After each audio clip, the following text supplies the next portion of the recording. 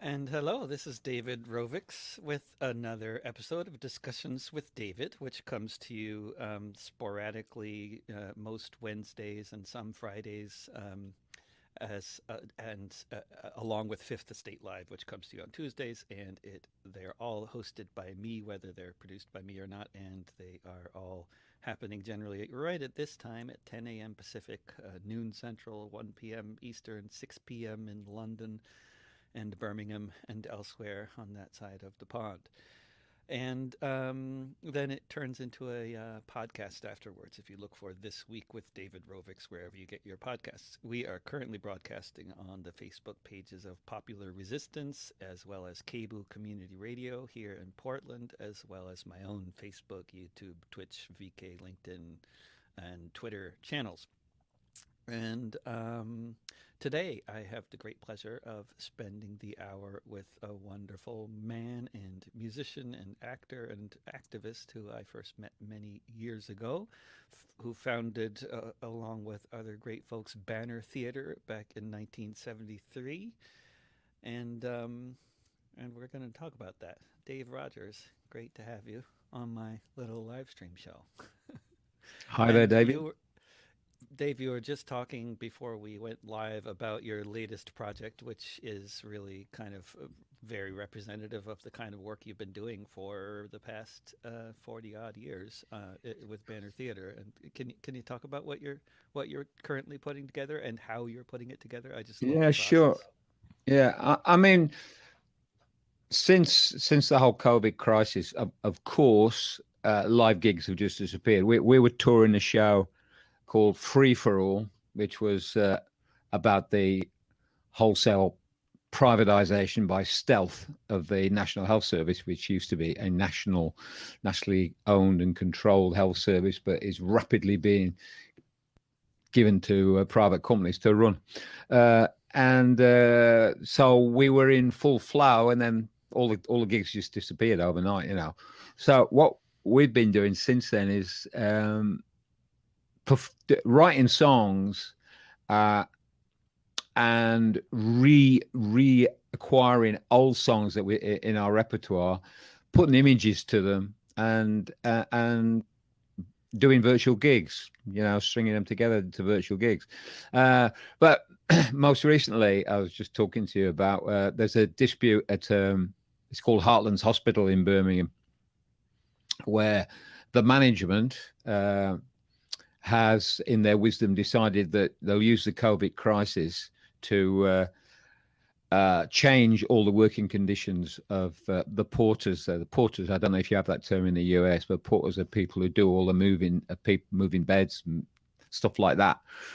Mm. And they were going to put these draconian rotologics systems onto the porters. And not surprisingly, the union Unison, they went out on strike and asked us if we would write a song video to support it. So we interviewed one of the union activists and the porter, wrote a song, and our last viewing it had 17K hits, which is pretty good for us.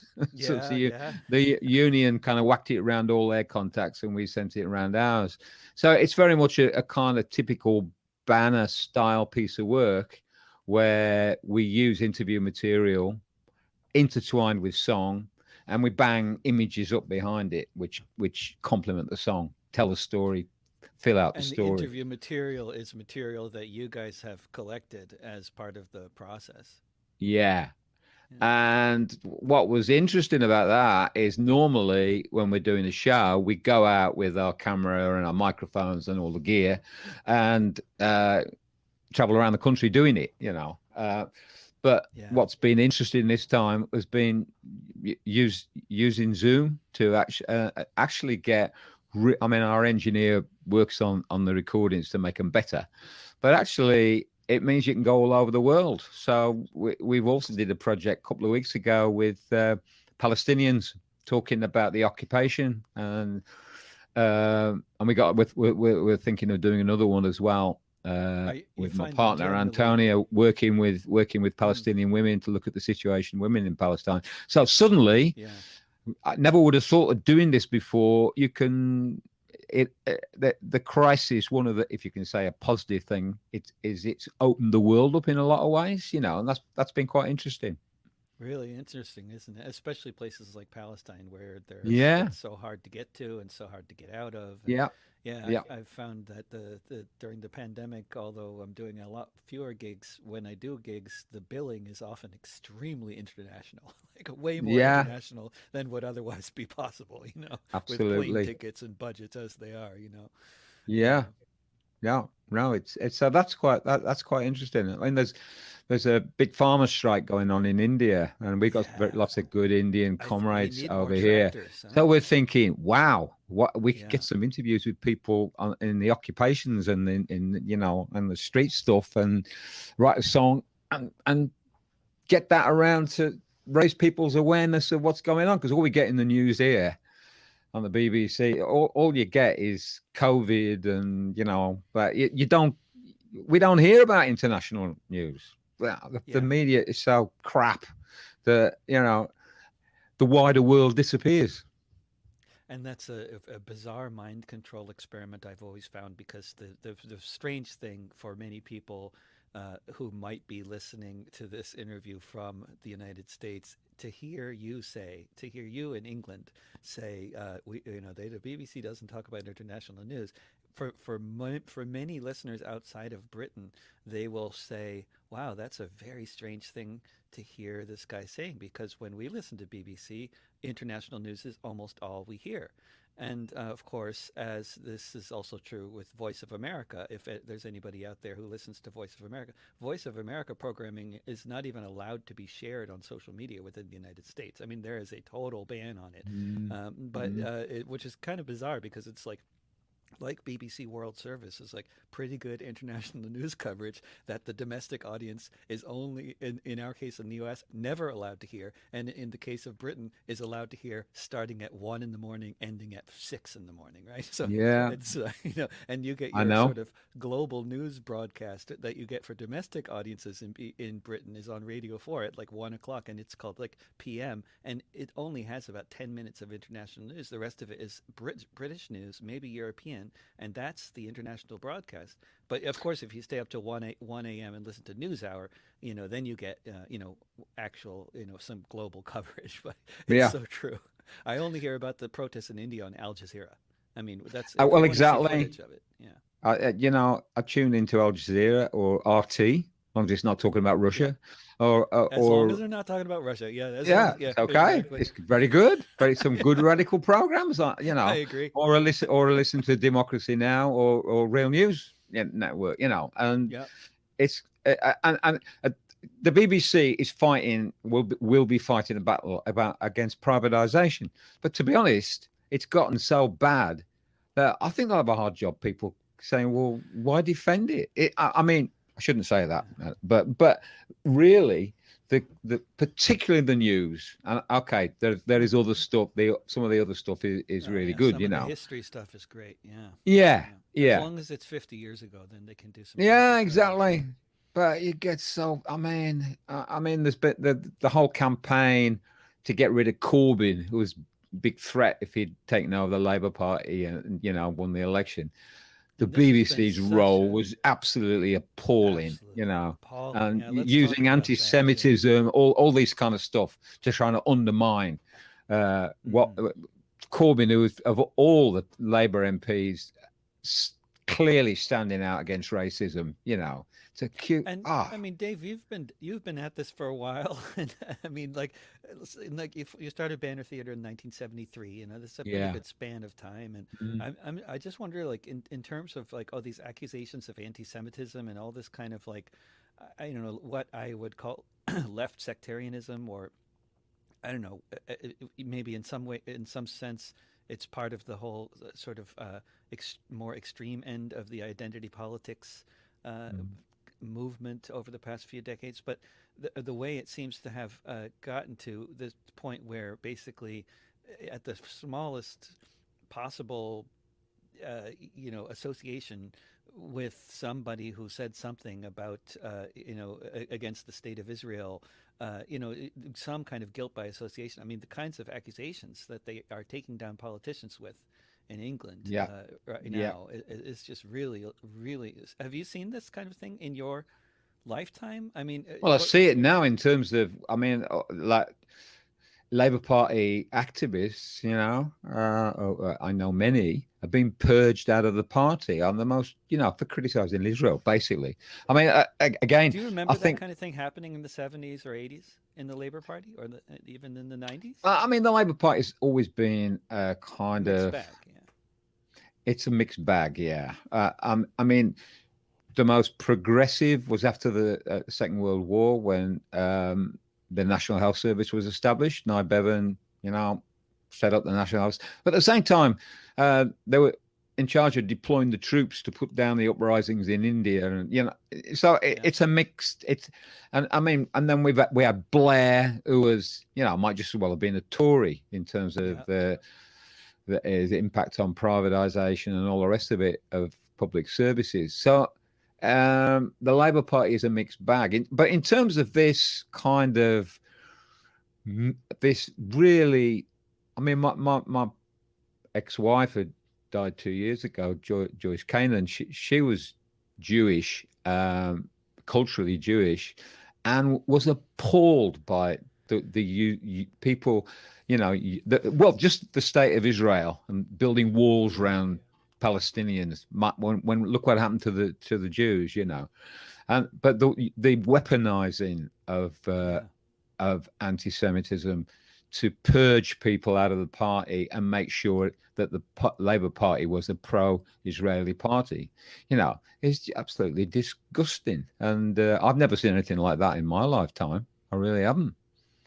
and it's strange. Just silencing people. People are being scared to open their mouths, in case and if you yeah, want to talk about racism in this country, let's be honest about it. If you want to talk yeah, about racism, you're talking about the black and the Asian population, the Muslim population. That's where the real street racism is. And absolutely right. And I mean, my Irish people who haven't changed their names or lost their accent, I would add. But yeah, yeah, absolutely. I'd say less Yeah, so, but less so now. Yeah, certainly Afro Caribbean and Asian. yeah, That's where the really dangerous stuff is. So yeah, I mean, my old man was worked in the foundry trade. He was in London during the 30s, and at that point in time, there was a big working class Jewish population in the East End of London. I mean, he was involved in the Cable Street yeah. uprisings against the Wow. fascists then, but that's a very different world now, so to see a big Jewish working class in this country, it's I don't think there's very much of that. And it's not to say it's not an issue, but the weaponizing of it is an issue. Yeah. Oh yeah. And I'm so sick of it, really, Me too. absolutely sick of it. So sick of it. And what a wonderful guy to be taken down like that. And of course, what a Corbyn, and what a blatant campaign of fear mongering. And I mean, just like, obviously they don't. It's not that they think he's an anti-Semite. Actually, No, no, nobody seriously no, thinks he's an no, anti-Semite, right? no, It's a totally ridiculous accusation. absolutely. What they don't like, to be clear, is his opposition to fascism. Is this politics? Full stop. I mean, let's face it. We weren't talking about revolutionary politics here. We're talking about a return to social democratic politics, of which were predominant in this country in the 50s and the 60s. That's what we were talking about. This wasn't a revolutionary move, Yeah, but and even also that in terms is of not foreign stomachable policy at the too, moment. though. In Huh? terms of foreign policy, though, that's also, I think, a concern, a big concern among the supporters of Israel when it Yeah. comes to somebody like Corbyn coming into Yeah. power, because hopefully he wouldn't just be giving a blank check politically and economically and every other No. way, like No. most. Absolutely. Yeah. No. When Yeah. when you started Banner Theatre, in '73, the Labour was in power in England, right? I mean, it was like I just think of, like, I think of your career trajectory starting as it did at the time that Labor was in power, and there was a big strike going on, which was victorious, I believe, a minor strike. I'm trying to remember. There was something in the early '70s that you were involved with, which was actually a big victorious struggle around right, and then like how often does that kind of shit happen since then, you know? But it just seems like you, like so many other artists that I know, actually started your career on a high point, and it's been basically, you know, compared to that, it's been basically fizzling ever since, but through no fault of your own, you know.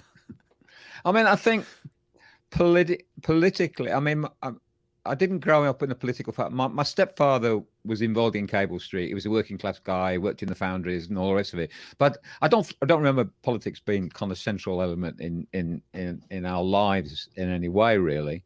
Um, but I think I got interested in politics through the folk revival, which was big in the 1960s and 70s, you know, and I started going to a folk club in Birmingham called the Grey Cock Folk Club, and got involved with. Well, I mean, we had a policy there was that we don't just sing traditional songs; we write new songs in that genre about what's happening in the world today. And Was that a controversial thing at the time? I mean, because I'm just thinking of like in the early '60s in the folk scene, how kind of writing your own songs, at least like in Greenwich Village, like it was kind of looked down upon. You were supposed to learn all these traditional songs, and if you wrote your own song, you were supposed to like say that somebody else wrote it. You know, it was kind of like that kind of vibe for a few years, is from what I have heard. You know, I've never been part of I that kind of. think there was a strong left kind of current in the folk song revival, you know, so I think there were clubs which were fiercely traditional. You know, if you sang a new song, it wasn't a folk song, it couldn't. But I think there was a good number of clubs that, you know, were happy to have a smattering of political songs, or you know, so a contemporary song.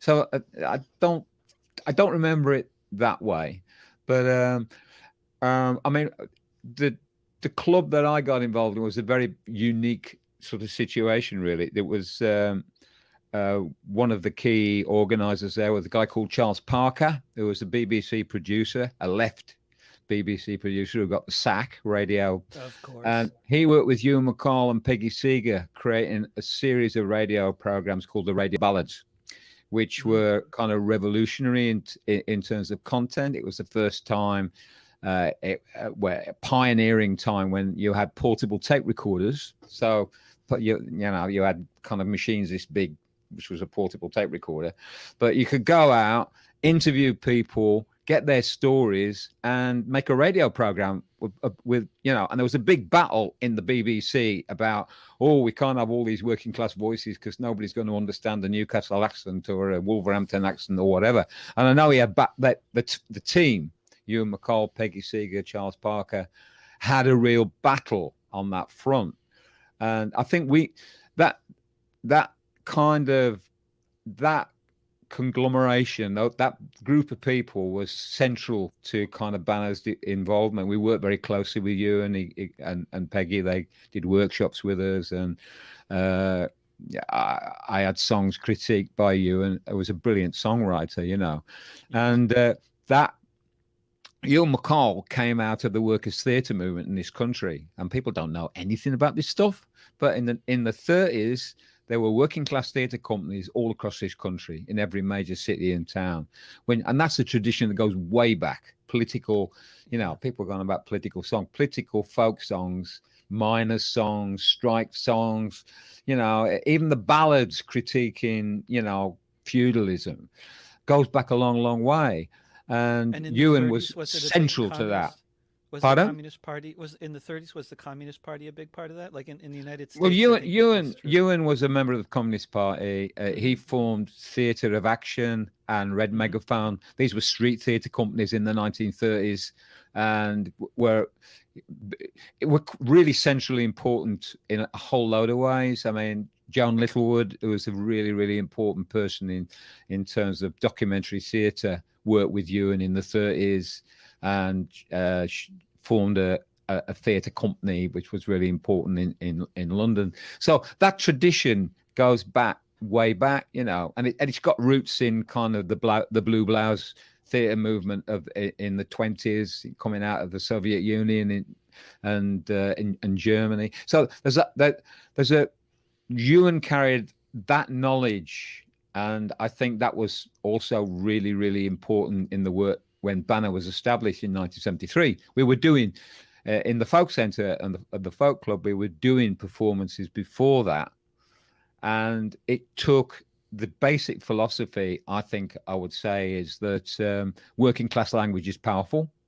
So you prioritize interviewing workers and getting their stories, not because in some patronizing way, but because the way they express themselves is generally better than the way middle class people express themselves. And that's, um, even if it breaks all the rules of English. So a kind of understanding about language. I mean, the first shows that we did, we'd interview people, and then because of the technology, performers on stage would speak what we call actuality. We'd speak the stories that we got, and but now we use video interviews, so because things have moved on.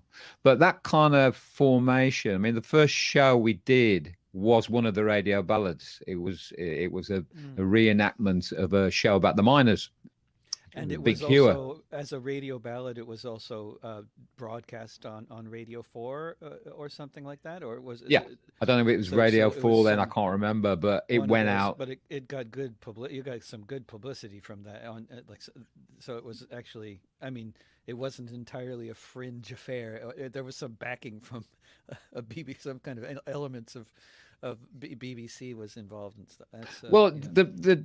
the radio ballads were like 10 years before this, but Hmm. we went back and we made links. I mean, the first performance we did, we had miners coming from all over the country to see it, and we had performers on stage speaking the recorded material that Ewan and Peggy and Charles had got, with a big back reaction screen of pictures of pits and miners working underground. And so right from the very beginning, we had that combination of visual and song and music and performance, And right So from the beginning, you had that format of getting the material by talking to people yeah, involved with the struggle and yeah, then putting yeah, something together.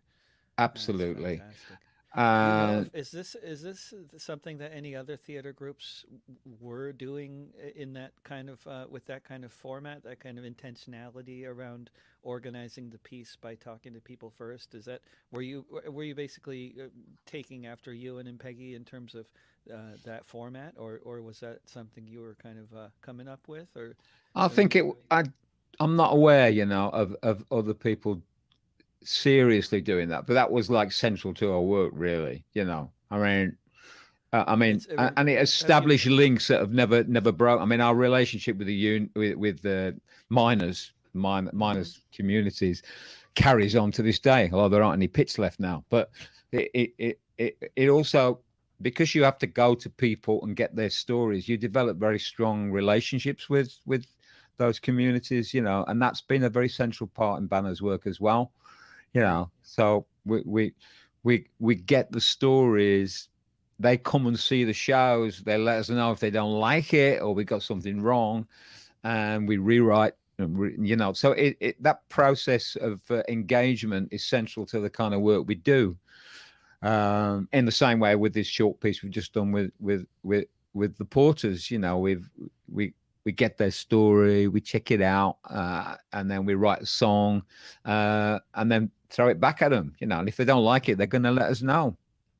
And when you do get something right, and you really tell a story in a way that really speaks to the people whose story you're telling, that's really obvious too, right? I mean, you don't really need people telling you, "Oh, that was great." Like, I mean, as a performer, you kind of can tell, yeah, Yeah, that yeah, we totally nailed it. Yeah. yeah, yeah, yeah. When did you first? Do you remember when you first had an experience like that, where there was a project that was just like completely like To totally be nailed honest, it? it was the very first production, Mm-hmm. with the That's Big a good Hewer, where there good was time to have mining that communities experience. in that, or miners in that audience. And I remember now one of the guys saying, and it was mainly kind of looking at the life of the miner, and looking at what it's like working down a pit and about the comradeship and all that kind of thing.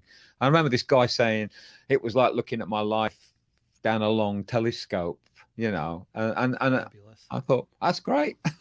Yeah. Take that, And do you remember So the I, first time you totally missed the mark, where you really got something seriously wrong, or did that has it never been that bad? oh, I, yeah, I mean, I can remember we did an anti-racist show, Or and I you'd rather think, not talk about it. You don't have to talk about yeah, it. If it was really bad, you could just say it it never wasn't really really, really happened, bad. or It you could was just just rewrite history. It's okay. we thought You it'd be do it good all to the have time. some racists, expressing that, and we rapidly realised not a good idea actually. Maybe not. Right. And Right. it's also about like there's a danger of kind of seeing art culture as a weapon. I know that's a kind of Woody Guthrie and this machine kills fascists and all that, but uh, in a way, it's much more about communication and speaking across the lines and stuff like that. And so deliberately using people, whatever you might think of their views, interviewing them, pretending you're in solidarity, and then sticking them up. Yeah, not a good idea, really. Right. Right. There was, the playwright and actor Tayo Aluko in Liverpool. He wrote a radio play about the Peekskill riots that Okay. when Paul Robeson was almost lynched Yeah. in Peekskill, New York. And there's we were recording that as live recording sessions online, and the scenes when the racist mob in Peekskill is yelling, and of course the actors had to be the racist mob yelling, and we recorded that live. And now it's as I'm recording this stuff, I'm thinking, oh my goodness, I hope nobody's just like tuning into this. This is not a good time to tune into this live stream. This Yeah, is I know. really not a good time. I mean, luckily that didn't happen, and we were only broadcasting on very small, platform, and everybody who was watching was already understood what was happening. But yeah, anyway, Yeah, that's it's pretty key. You're doing stuff in solidarity, and it's like the language of that is really quite important to get right. I think, yep, So yeah, right. I'll get And where definitely. where you're overstepping, where you're creating a little too much reality. Yeah, yeah, yeah.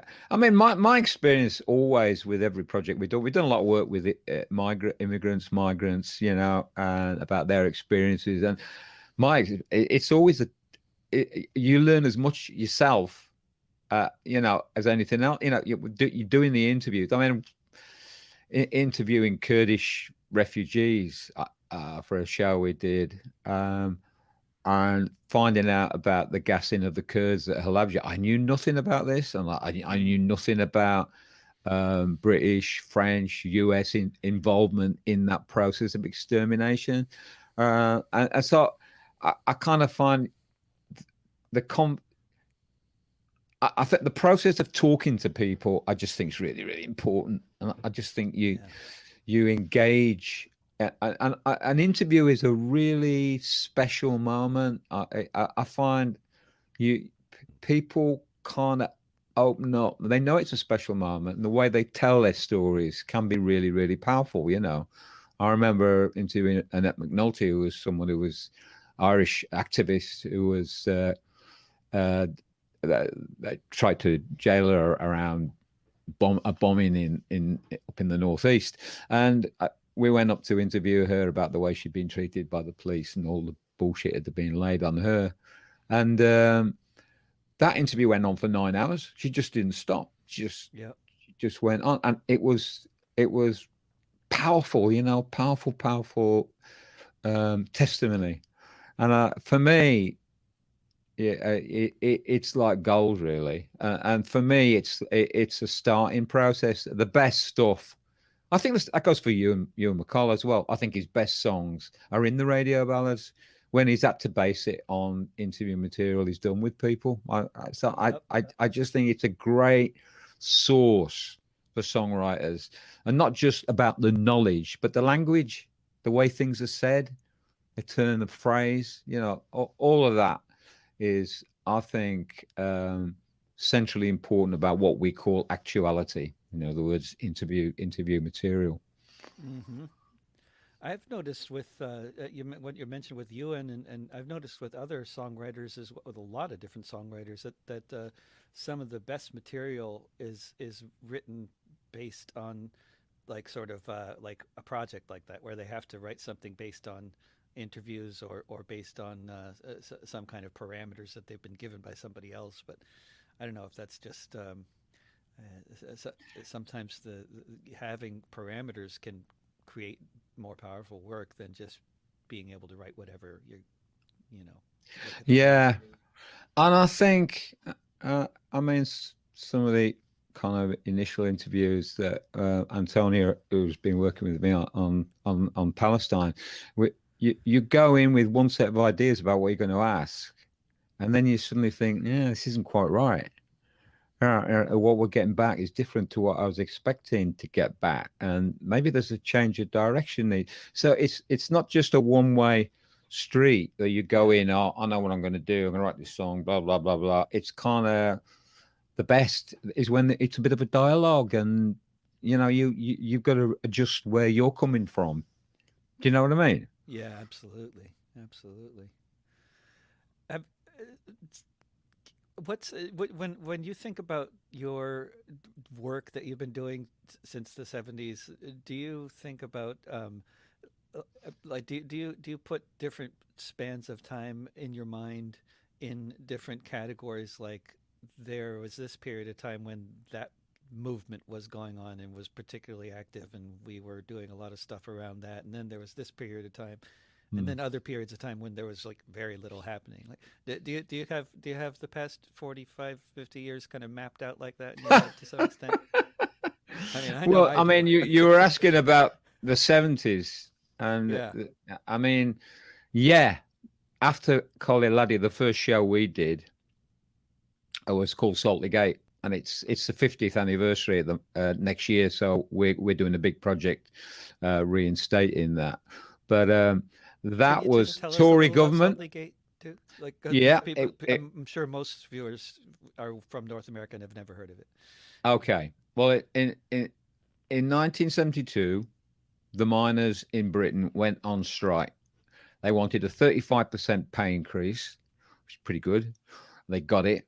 And that was a union that had been inactive for a lot of years because there'd been a big strike in 26, national strike, a general strike in support of the miners, and they were defeated. And it broke the back of the union for a long time before they were able to rebuild. So in 1972, in March 1972, they went on strike.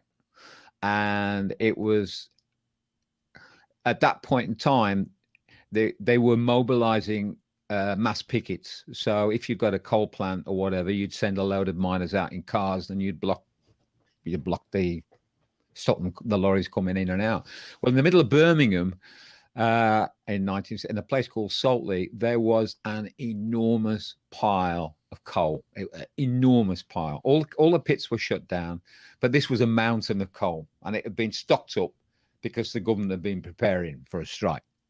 So Arthur Scargill, who later became the general secretary of the miners' union, came down to Birmingham and went knocking on trade union doors, leaders, and said, "Look, we don't need money. We don't need pound note consciences, as he called it. What we need is people down on that picket line to close that plant down."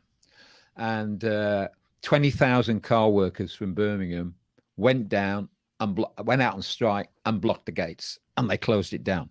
So in terms of solidarity, that was a massive kind of victory. Completely, of course, in terms of history, we talk about, pulling down statues around Black Lives Matter.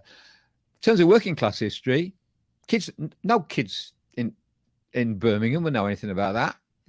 Do you know what I mean? Unless I perhaps their know.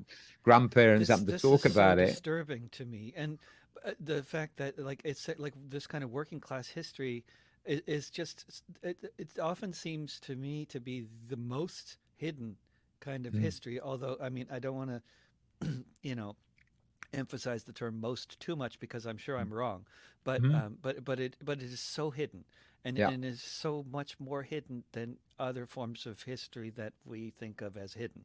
And like I would say here, there's we are learning so much more about the history of institutional racism, and Uh-huh. as we very much should learn Yeah, about, yeah, yeah. but we don't learn about the history of anti-racist, multiracial labor union resistance Nope, to nope, institutional racism. So nope. if we're only hearing about the racist shit, and we're not hearing about the resistance to it from the working class that included white workers as well as black and Yeah, brown and everybody else, yeah, yeah, then what kind of bizarre, twisted sense of history do we get?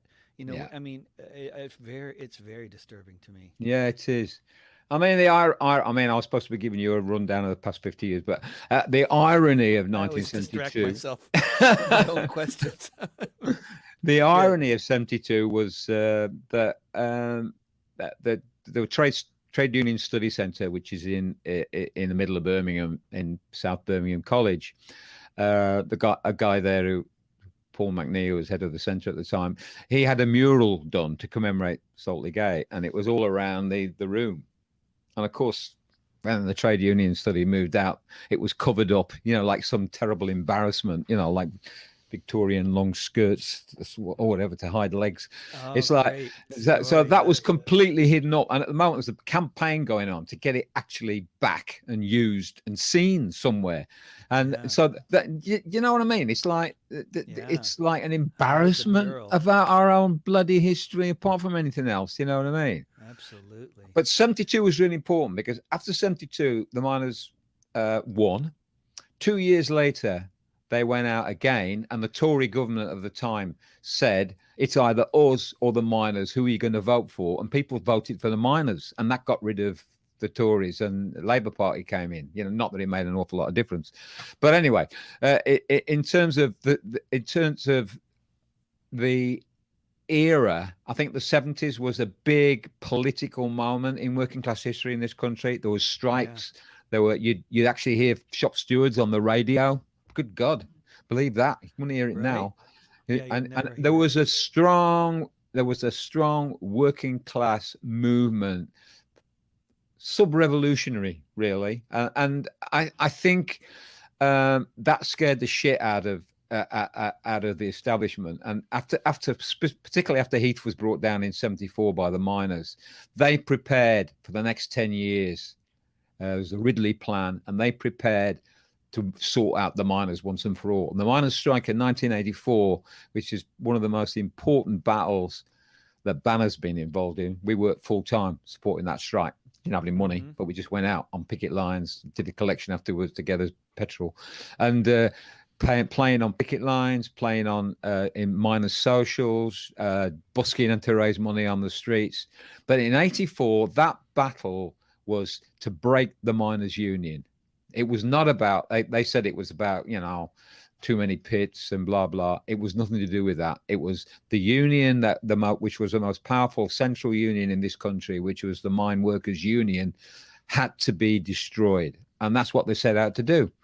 And the miners were on strike for a year, 12 solid months of solidarity, and some of my best comrade friends came out of that strike. Some of the women of Women Against Pit Closures just were transformed by that experience. They went all around the world, all around the country, campaigning for that. So they always say we weren't defeated. I mean, I kind of have a bit of a problem with that idea, but they say we weren't defeated because we learned so much from that strike. So that was the 70s. The 80s was the war against the working class in the way I look at it. Miners' strike was one part of it. Steel workers were next. Right across the board, there was the full-on onslaught. Thatcher in power, the birth of neoliberalism in this country, learned from their experiment in Chile where they rolled out their first experiments in neoliberalism.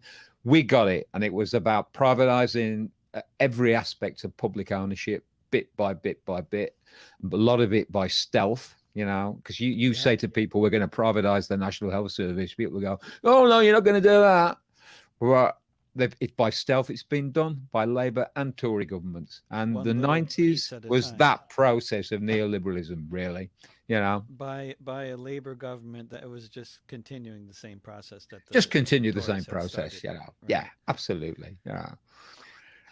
And And then and then what? since then, Mhm. it's like, well, I kind of see it more through the kind of eyes of the projects we've been involved in. We Mhm. did a lot of anti-racist work in the 2000s, working a lot with migrant communities and trying to tackle stuff around racism and things like that. And was But that always keeping work? our union base. Always, our Mhm. central organ is the trade union movement. And Were there particular reasons for the timing of the early 2000s in terms of the anti-racist and immigrant rights I work, don't or? know really. I mean, we did a lot of work with the Fire Brigades Union then, and they had a very strong black sections, and they got us in to do stuff about racism in the fire service, and it was a really interesting project for us because even the management in the fire service had to accept that there were issues of racism, and so we were doing performances to like hundreds of firefighters with us doing the show, and then a black sections member of the fire brigades union on one side, a white union official on the other, and a member of the management, and we opened up a discussion after the show about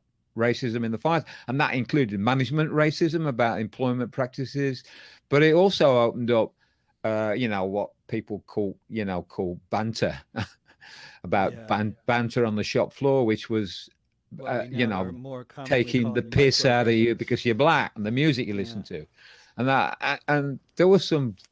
God, I saw people walking out in tears with, opening up around gender stuff and things like that. So that Mm. I think it was more a matter of we did things because somebody said, "How about doing this?"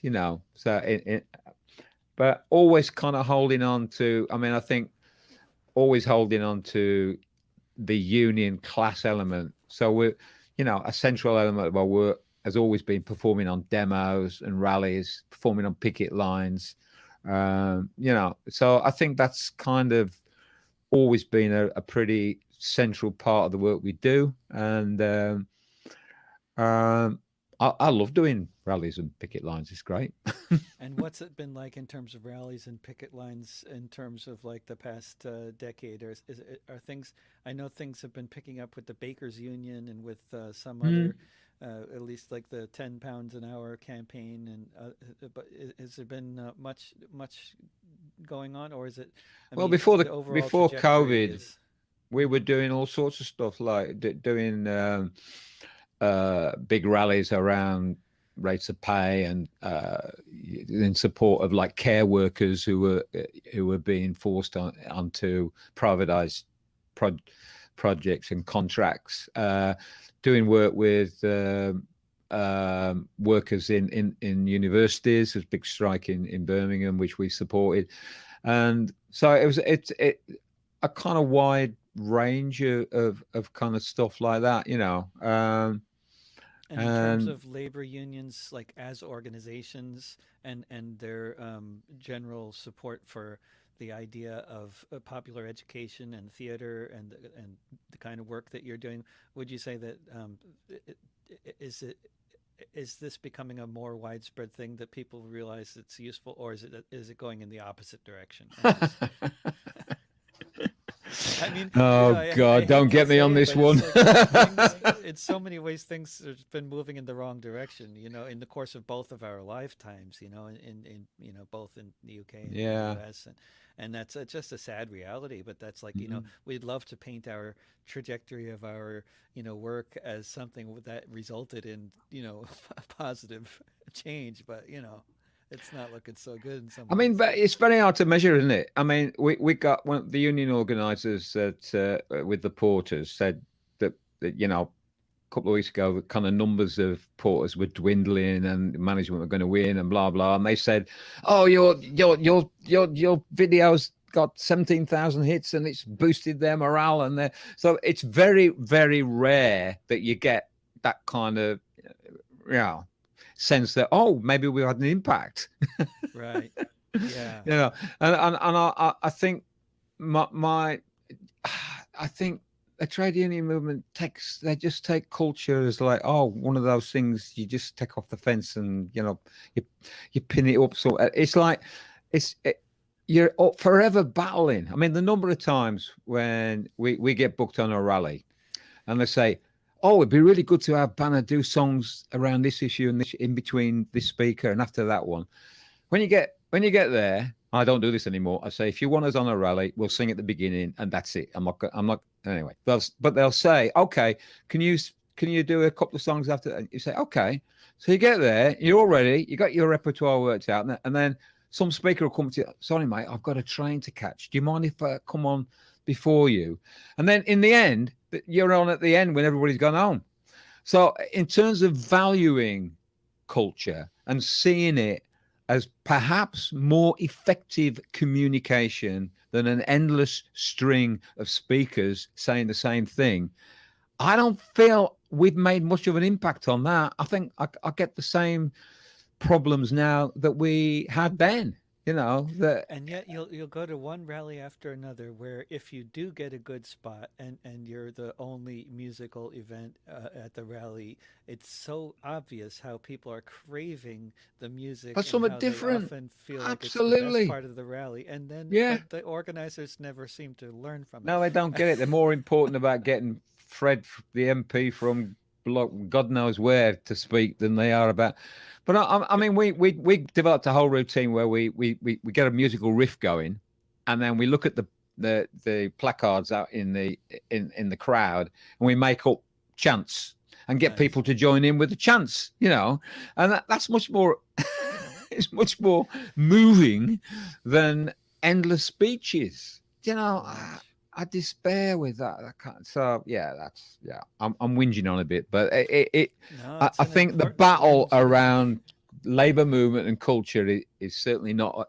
It's not one that we've won. No, no.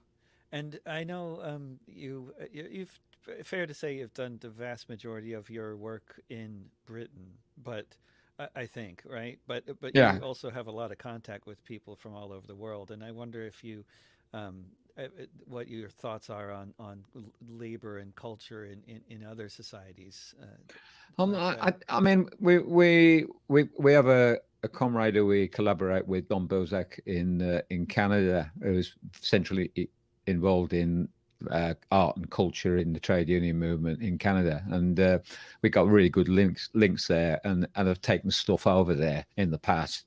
But most of our work is very much based in this country. I mean, we're thinking, well, we're planning to do a big May Day event, virtual event this year, and try and deliberately find artists in third world countries and get them to perform and tell their stories in the context of a banner platform, you know. But apart, you know, so I'm. I mean, we've done a few times. We've done stuff abroad, but we don't do. We tend to work here. You know, that tends to be our base.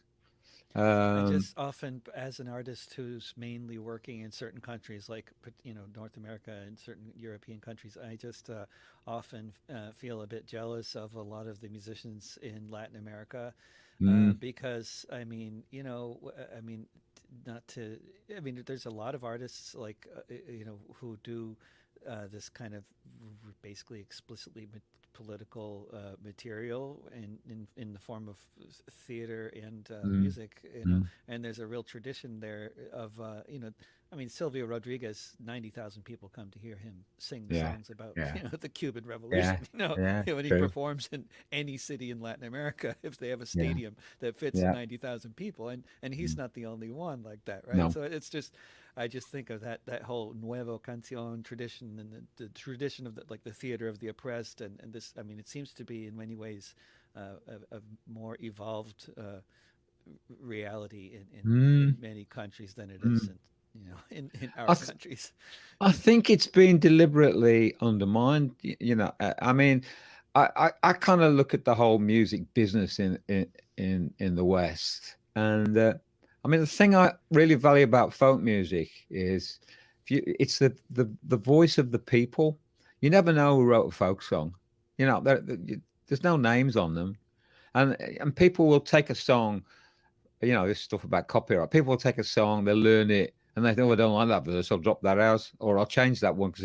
So there's a kind of tradition in those communities of everybody being an artist. Well, not everybody, because some people, don't like singing, but in rural communities back then, a hell of a lot more would have owned those songs, Yeah. and I remember in the early days of the folk, we interviewed people like Sam Lano, traditional kind of farm worker in Norfolk, and he had a repertoire of 70 or 80 traditional songs, and they were about his life, and that the way that the music industry, with music all onwards, kind of made songs into commodities, which you sell on the market, and that creation of the star and all of that. I think we need a different idea about culture. We need a different idea about who owns it, who controls it, who makes it, and that I think there are models in. And I'm not trying to romanticize folk music or anything like that. I mean, we started off with a very puritanical view on, electric, booing Bob Dylan off stage. Well, I'd have to eat shit I now. love that, the fact that that could be controversial. It seems so quaint, the question of whether It Dylan's does, playing and we got it electric or wrong. not. Wow. Okay, we Yeah. definitely got it wrong. But particularly when we start working with black musicians in Birmingham, as we have done. What are you going to say? What are you going to? Don't play What's your electric. attitude? Yeah. Yeah, I know. Forget it.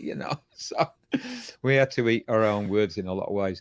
But I do think that I mean, I think it was the early days of that movement, and I think when movements begin, they're often quite hardline about, like the women's movement was very hardline, and the anti-racist. You get that kind of really hard line, and I think I learned a lot from that hard line in this country around music. And I remember when the Chileans came over after the coup in Chile, we had a lot come to Birmingham, and they obviously we made links with them because they they spoke our language. They were musicians and they sang songs about their struggle, and they had a very particular line that we do not sing American pop songs. That's imperialist music. Kind of go, I love it. yeah, well, there you got a point. It's like, so I think we need to. I think we need to think very carefully about form and about.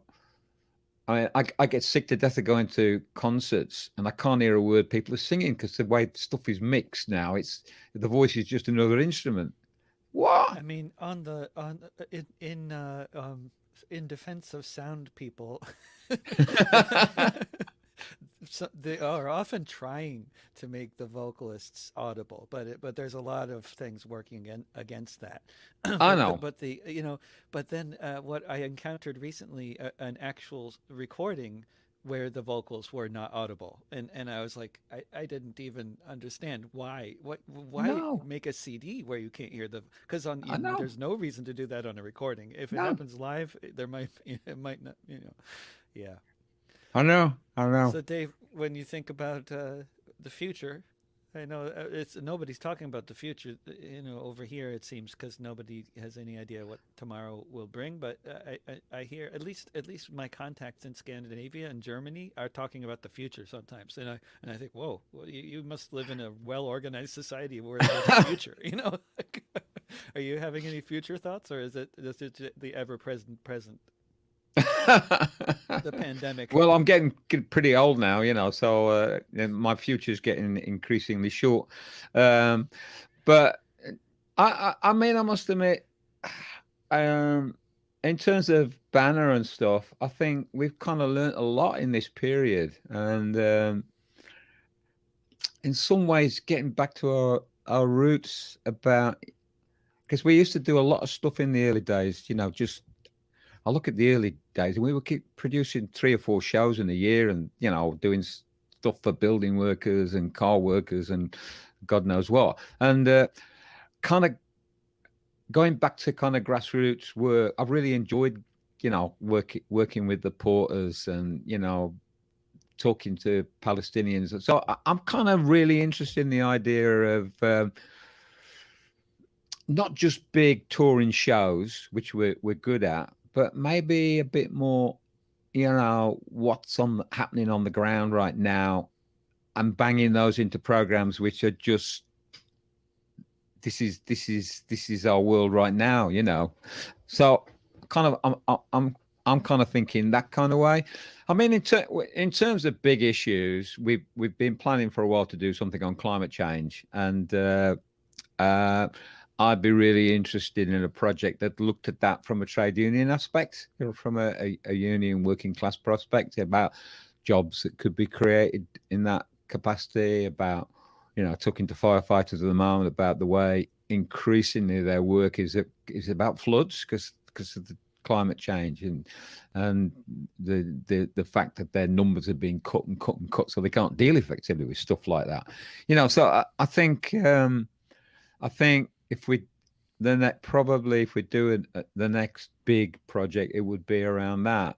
But I'm also really interested in holding on to kind of being able to do and really prioritize the grassroots now kind of struggles. Yeah. And what's what you got any broad political predictions on the state of Britain over the next year, or Europe or the world? Oh my God. I like to Yeah. end interviews with Well, these I mean, the ridiculous whole questions. the whole Corbyn. I mean, to be honest, I was pretty ambivalent about the whole project because I always thought, well, it's always clever to be wise after the end, but I had a strong feeling it would fail because of all the forces in the Labour Party, which do not want to go left, that it would demoralise a lot of people. I don't know whether that's happened or not really, but a lot of people have been kicked out of the Labour Party or on the left or have left because they can't stand the politics of the new leader. So I don't know. I kind of feel you always think things are really grim, but then there's always another struggle emerging, And I mean, I look at the Black Lives Matter uh, movement over here, but all that's kicked off from what happened in the States, and there were massive DAOs and over here, and so I kind of feel there's a new generation getting involved in politics, certainly in this country, and it's going to be interesting to see where that goes because I don't think capitalism, late stage capitalism, has got many options anymore. I think they're eating themselves up, and I think the only way out of it is bottom up resistance, really. And I got a feeling it always does, doesn't it? Even in the most reactionary. I mean, the civil rights movement came out of the 50s, which was a pretty reactionary, backward time, but it suddenly exploded. And I think that's what happens in history is, you never know what lies around the corner. Mm. So I think our role as artists is just to keep in there and not get demoralized and remind people of their own history and capacities. Really, I think that's central role of culture. And you feel that in a good performance, don't you? You feel these are my people. This is the kind of love that you have for that movement and those people and solidarity. And I think that's, for me, it's the meat of culture is to be able to. That's not a very good image, is it? Meat, but anyway, The what? the oats Oh, of the Me culture. Too. The what It's culture? that kind of. It's that kind of. I think we got a really important role to play. Mm-hmm. I mean, I was talking today about all this sectarianism that we got on the left. I think your song, "I'm a Better Anarchist Than You." I think it's brilliant. It's this kind of, we're Every this day I'm kind of glad I wrote it. sectarianism, which always gets in the bloody way of stuff, doesn't it? Yeah. And every every political corner. It seems none of them are immune. Sectarianism. Yeah. Yeah. Dave, it's been such a pleasure talking to you. It's been great. It's good talking to you, David. Yeah. Yeah. I will. We'll sign off, and I'll upload this and talk to you again soon. I hope.